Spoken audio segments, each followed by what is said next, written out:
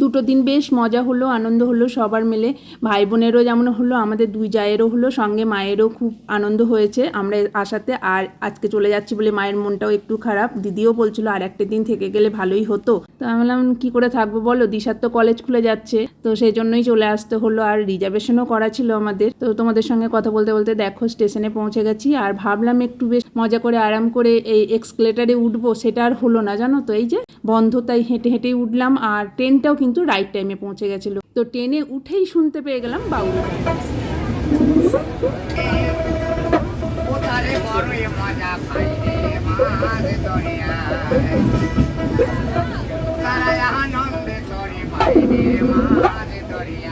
এরপর আমরা ব্যান্ডেলে নেমেই সঙ্গে সঙ্গে ব্যান্ডেল নৈহাটি লোকালটা পেয়ে গেছিলাম। আর ওটা ধরেই চলে এলাম ঝিকঝিক করতে করতে নৈহাটিতে। আর নৈহাটিতে এসে এখন বসে বসে কৃষ্ণনগরের জন্য অপেক্ষা করি। আর খিদে পেয়েছিল তাই একটা করে লম্বু কিনে নিলাম।